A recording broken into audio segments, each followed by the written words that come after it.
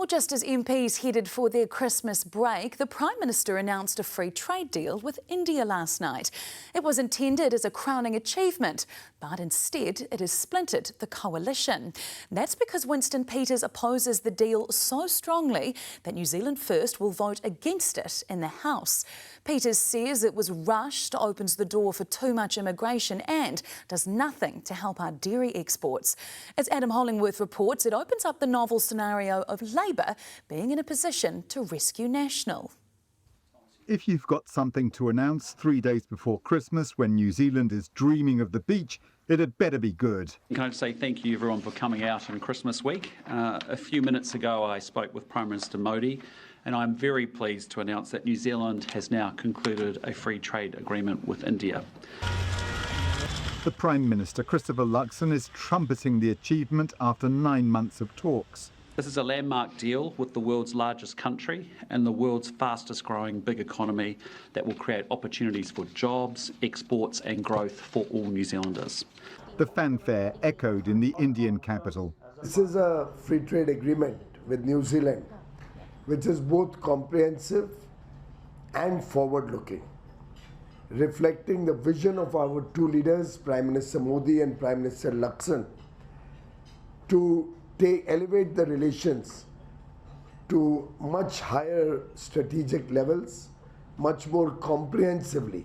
But not everyone in the coalition is on board. New Zealand First will vote against it. Sadly, it's neither a free nor fair trade deal.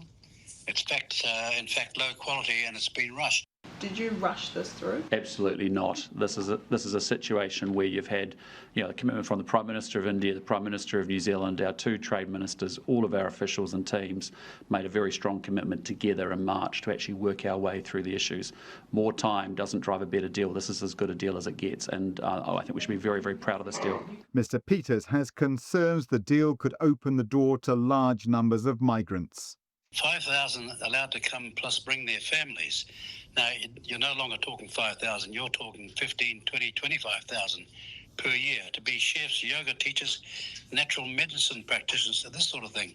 National disputes the figure. It says the real figure's around 1,600 a year, no families. We put that to New Zealand First and they doubled down, sticking to a figure of around 20,000. Both coalition partners slugging it out toe-to-toe, neither prepared to back down.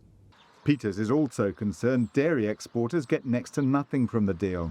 The Dairy Companies Association agrees, saying it does very little to address the prohibitive tariffs India has placed on New Zealand's dairy exports. It is a very slight improvement and we are looking for, essentially our unfinished business in the form of tariffs and access, market access, to meet what we see as unmet demand in India. We've got less than 1 year towards the election. Are you sort of deliberately trying to differentiate your line from the line of the rest of the government? I mean, are you trying to undermine this deal? Of course not. I spent my whole career standing up for a country called New Zealand, and this is a deal that does not defend our interests, it favours Indian interests, and that's why, sadly, it's a bad deal. This is going to be the third biggest economy in the world.